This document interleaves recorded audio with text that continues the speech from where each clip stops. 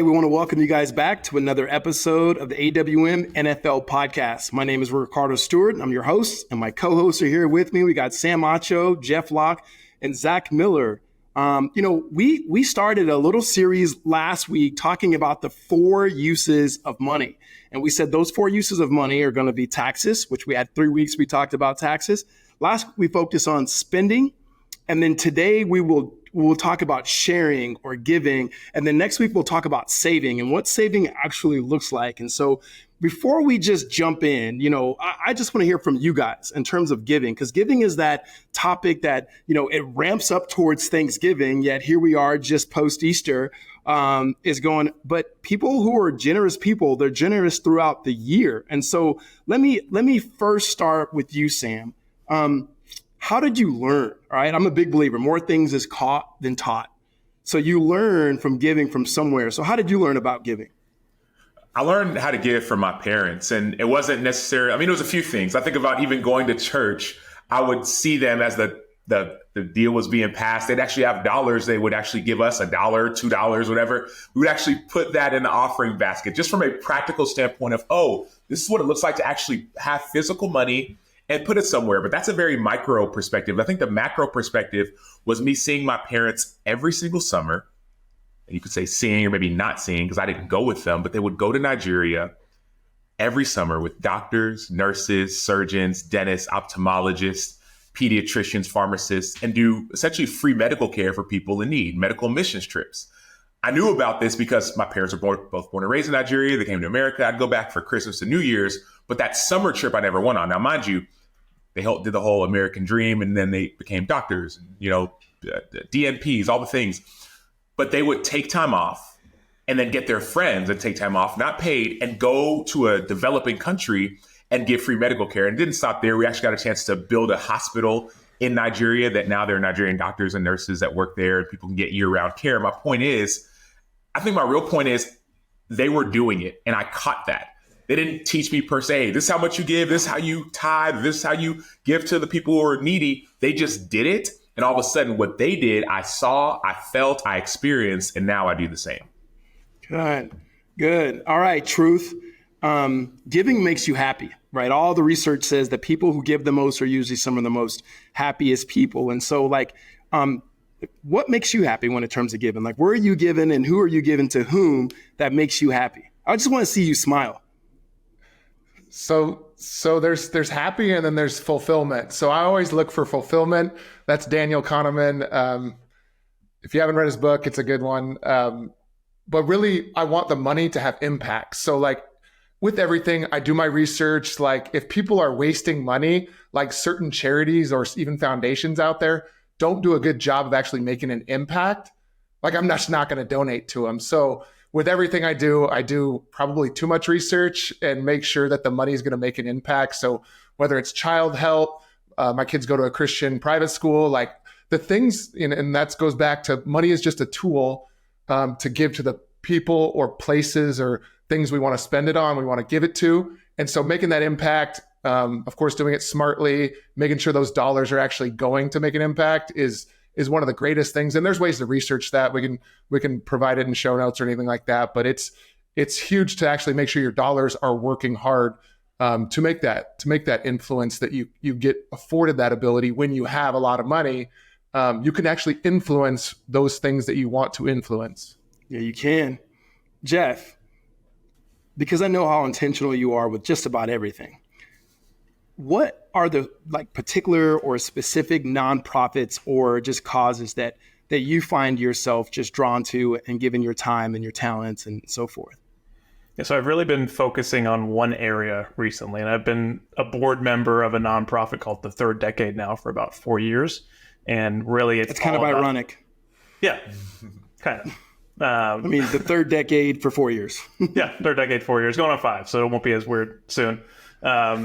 But really, they focus on delivering financial education to those in need. So really, what I do for a living with our clients, I also do pro bono for people just coming out of college that maybe can't afford an advisor, but still need that advice. Because I still think one of the biggest holes in our education system is financial education at the high school and college level. And people just don't have the head start and the knowledge they need to do what they got to do in life. So I really try to focus my time and some of my money on that charity and helping there. I didn't know that, man. That's actually really cool. I got a bonus question. Whoever wants to answer gets to jump in first. And that is, I've heard somebody say this before, like, because Jeff mentioned like the lack of education that comes around like financial understanding, is the problem with school is that we teach math and not finances. I want to hear one of you just respond shortly to that. Like, the problem with school is we teach math, but not finances. I'll chime here first, and I think, to be very frank, I think schools and school districts are just scared, right? Because they don't want the liability of giving bad advice and not knowing where to find the right financial advice to give people. So they're just like, I'll teach things that actually don't affect you, right? Later in life, I'll teach you the algebra and stuff, and then you got to figure out how to translate it into your actual life. So I think it's fear, to be honest. Yeah. The other thing is, until it's your money or your taxes or they're reaching into your pocket, then you just don't care as much. So like at the right times, and that's why having a good advisor that actually educates along the way when it matters most is when you're actually the one paying those taxes, when you're trying to save for your future self. That matters more than trying to do something in high school where you don't even know what having money means. It takes a little bit of maturity to actually get there. Yeah, buddy. Well, listen, we talked about some things last week, and that is one, well, we talk about it every week, and that is NFL players, like who are our clients and who would be our clients. They have a game plan on the field. Okay, we all know that. There are X's and O's that you got to do on offense and defense, and not to forget about special teams, Jeff. And then there's also this game plan that's off the field. And we talked about, okay, if you want to create generational wealth, meaning how do you continue to pay your future self?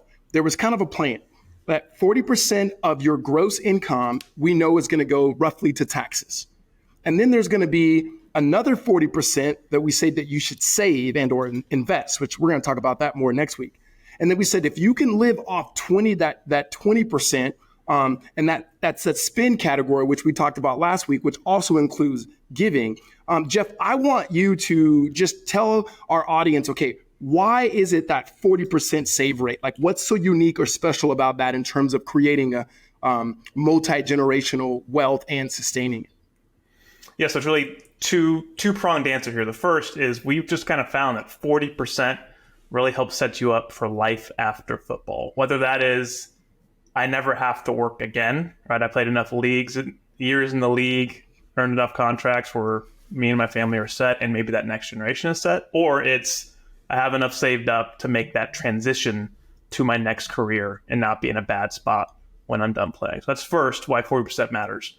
Second is by saving 40%, you actually end up keeping your spending in check, right? Because spending is one of the hardest things to bring back down if it gets a little bit too high early in your life. So we're saving 40 to actually help you keep spending where it should be. Yeah, that's good. Zach, okay, so I'm coming to you and I need help, right? Because when it comes to giving, people want to be generous. People want to give. They usually don't have a plan. And one thing I understand about you and about all of you guys is there's a plan. There's usually not just spur of the moment. Like, it happens, but for the most part, like, if you want to accomplish something, you got to have a plan. And so what is the plan? Like, what's the game plan uniquely for giving? And how do I go about having that plan? Yeah, so what I do personally is, luckily I have a lot of capital gains or potential future taxes that I'm like, hey, I have a donor advised fund. So first of all, donor advised fund, it's one of the easiest way to give, and also be able to do it kind of systematically each year. You can give a certain amount. So with those gains I have, when I used to stock pick, I have some nice gains, all capital gains in NVIDIA. I just take that stock because now it's done so well. I don't want to take up too much of my investments. So I take that stock, I give it to my donor advised fund. And when I give it to my donor advised fund, I get that tax deduction. And I do that. I don't do it every year because I do what's called bunching deductions. So I do it every few years where I'm going to actually itemize deductions. So I get the maximum tax impact on my tax bill, lower my taxes, and then I have 50, 100 grand in my donor advised fund, which then I can say, all right, I want to try to give all this money by the end of the year. So I don't have to give it right away. I can take my time and say, like, which charities do I want to write a check to? I bring my kids into it. I bring my wife into it. They always pick like an animal-based charity, a dog-based charity, or possibly their school does pretty good awareness and will have like local food banks. So that's usually where a lot of the money goes to. But it creates a process where I didn't grow up, besides my parents donating to church, I didn't grow up like knowing really how to give properly. So having kind of a system that does it where I get the tax benefit while also being able to make the most amount of impact, that just means, so I get the tax benefit, but the charity also doesn't have any, they don't have to pay tax on that. So they get the full amount of whatever I donate to the donor advised fund. So they're actually winning too. And that's the big part of making sure every dollar has the most amount of impact. When you do it the right way, you can actually give way more than if you just do it the wrong way. Well, I'm going to just stay right there. And Jeff, we mentioned about the donor advised fund in previous episodes. If there's anything that you would want to color in what Zach talked about, because that is something that when we work with most NFL players, it's something they've either never heard of or they don't have established, and it's usually very beneficial. So is there anything you would add? Yeah, Zach did a great job touching on all the tax benefits of the donor advised fund. And really, in your mind, you got to think it's just like giving to a charity whenever you put money directly in the donor advised fund. And the key to that is it's a timing play. So when you're in your highest tax brackets, your highest earning years while playing in the NFL, you can give a bunch into the donor advised fund, lower your current tax bill, and you don't have to give that money to charity for years. And it can sit in that donor advised fund account and be invested and actually grow. So you get to delay your giving and you can actually give more over time by letting it grow in investments. That's legit. Zach, how do I say no? I'm getting teared up. How do I say no? I mean, let's just be honest. With the people we work with, we see it come time and time that people usually think, family members, friends, they think they usually have more than they really do, or that they have access to their money. And the athlete feels this like, I don't know if I want to give this, but how do I say no? It's one of the most difficult things to do. I experienced it personally. The thing is if you do it for too long and they become dependent on you, eventually your NFL paychecks stop coming in, and the math doesn't work out to support too many people. So you have to, at some point, either outsource that to someone who can be a no guy, someone that can say no, or manage expectations, and then set boundaries. That's the biggest thing, is like, you can give to a point, but if that starts to impact, your survival after NFL, like, you have to make those decisions, those tough decisions and tough conversations as early on as possible. And then bring whoever that kind of no person who can manage some of that, bring them into the conversation so that the family understands that either NFL paychecks aren't forever, or the amount of money they see written in the newspaper is not the same amount of money that the player ends up with. Yeah. I mean, I just got off of a flight, right? I'm in this hotel right now, and there's always that, okay, hey, if this thing's about to go down, which we don't expect it to do, and I'm like, well, good, I don't want it to go down either. But if it does, we want you to put the mask on yourself so that you could breathe and you're good, and then you can help those in need around you. And I think that's always a difficult deal when you're thinking about, okay, how much is enough? We talked about that last week. And then how do I begin to bless and care the people around me? Because you totally want to take care of mama. You totally want to take care of your family, and just how to do that. And so I want to wrap up the giving conversation today. And I'm gonna kick it to you, Acho, because it's well documented. Like, you're one of the most cheerful givers that we know. At least Jeff keeps telling us that. It's not even, maybe it's not as documented. Maybe we just say that, but I do know that you're generous. And you've talked about it, mentioned it like in snippets twice in at least 2 episodes about this liquor store teardown party. Now, I've been with you in some of the charities and organizations that you've been a part of, no matter what city you're living in, whether it's Phoenix, we went to Chicago. Like, I see you at work. Tell me about this liquor teardown party. So glad you asked. Giving brings me so much joy, and I'm not unique in that. Studies have shown that the happiest people in the world are the ones who give the most. And so my last year in Chicago, it was right around the time where Colin Kaepernick was taking a knee during the national anthem. And there was ups and downs. We can go into more detail. You can read about it in my book if you want to read more about it. But what happened was the NFL said, if y'all really care so much about social justice, players, put your money where your mouth is. The NFL said, we will agree to match up to $250,000 per year per team of player money that's given towards social justice causes. And the way we defined that on our team with the Bears at the time had to do with education, police community relations, city of Chicago, right? Like athletic piece too. And so we did.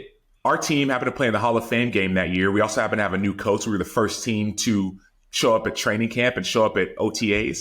And so we said, hey, let's actually try to max this out. We didn't think the NFL was serious about it. And so we got some guys together. Honestly, we looked at the salary cap, look at the payroll, who are the highest earners. We said, man, if the highest earners could give a certain amount, we call it $25,000. There's 8 guys on team make over $3 million. If they gave $25,000, that'd be close to that number. Then we found a couple guys to give more. Well, long and short of it is we ended up getting 45 of the 53-man roster people gave money. Guys gave from anywhere from $30 to $30,000, right? Mind you, practice squad guys, paycheck to paycheck, guys gave $30. My point in saying that is that we got a chance to raise a ton of money for a ton of charities in Chicago, dealing with all those causes. Fast forward a year later, or really 2 years later, COVID happens. George Floyd gets killed. Martin Arbery gets killed. All this stuff, sports are shut down. Like the world is going like awry. And there was pictures and images of looting and rioting, and it was going on in Chicago. And mind you, that was home. I just finished playing with the Bears, and I was thinking about life after football. And a friend of mine called and said, Sam, you got to do something. And I'm like, dude, what do I do? I'm just a football player. This is to the point of Zach and Jeff making about the impact we can make. He said, well, Sam, you actually have, he didn't use these words, but you have social capital. You know people. How about you call some people you know and go make an impact? So I did. So called players from the Bears, the Bulls, the Cubs, the Blackhawks, the White Sox, Chicago Sky, some of the Payton family, right? Walter Payton, his kids, and said, what if we got together and did something? And so essentially the long and short of it is, and we'll have time on a later podcast to talk about it, is got together and we did a tour of the west side of Chicago where we saw the images on TV of looting and rioting. Well, yes, we saw that we saw that buildings were boarded up. We saw that glass was broken. But as we were doing that tour, and we did the tour after we were actually sitting down with police officers and also some people in the community, young kids in the community, we saw a food desert, 2 grocery stores, 17 liquor stores on a half-mile radius. The way we figured that out was we were actually just driving in the community, and Jason Hayward, he's a baseball player, one of the guys with us on in that group, is like, we're like, man, how many grocery stores have you seen in our 15 minutes or so on this drive? He said, man, maybe 1. I said, okay, great. How many liquor stores have you seen in our 15 minutes or so? He said, over 10. So we all said, okay, that's a problem. What if we could help provide a solution? And so this is kind of where landing the plane of, we had the desire to make an impact. Man, this is something that I didn't know. I like eating food. I didn't know I liked food desert. I didn't know anything, but it was like, we can actually do something. And funny enough, one of the first times I realized what a donor advised fund is one of the players on our team, not going to say his name, he gave a huge check using his donor advised fund. And he gave it with joy because he actually was able to give more than he would have given if he would have just written a normal check. Another player played baseball, gave almost 6 figures. So my point is, some of the best athletes that we all admire, some of us are listening on this call, when you give, you get. It's this weird kind of economy, but it was one of the most, I think about, and last thing I'll say, best day of my life was my wedding day. One of the second best days of my life, I would say second best is like when I became a father, my first child was born. And day number 3 was when that food mart opened up. We called it Austin Harvest. And because it's in the neighborhood called Austin, and the young professionals, we call them 14, 13, young kids, we call young entrepreneurs, 13, 14, 15-year-old kids who were running it. They wanted to name it that. They said, we want to provide community through food. And so, Zach, to your point of finding people who are actually like doing good work, I've known that nonprofit for 5 or 6 years, at least at that point. We wanted to make an impact. So we did it with our social capital, did it with our physical capital showing up. Then we also did it the smart way, donor advised funds, and also giving smartly. And so those are some of the best days of my life. I wrote about it in Change Starts With You, but I also talk about how, like, man, when I give, there's a different kind of joy that's hard to equate. I love that story. And I know we could talk more even about that. And so just to kind of wrap it up, 4 uses of money, taxes, we talked about, the number one destroyer of your wealth. And then you can spend it, it's gone. You could give it and it's gone, but it obviously makes an impact. And you're spending, you can buy things. If you're Jeff, it's going to be a watch. And if it's Sam, it's going to be a wedding. And if it's Zach, it's going to be some great experiences. Okay, next week, we're going to talk about saving. And when we say save, what do we mean? What do most people think? And what do the ultra wealthy think when it comes to saving and paying your future self? We say this at the end of every episode. If you have any questions, we would love to hear from you. If you guys have been gracious enough to text us topics that you would like and questions you want answered. So our number is 602-989-5022. Again, that's 602-989-5022. Until next time.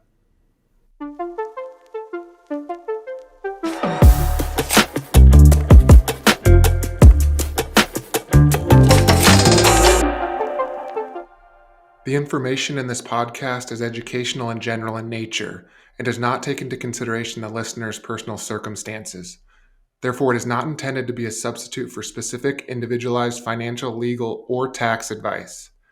To determine which strategies or investments may be suitable for you, consult the appropriate qualified professional prior to making a final decision.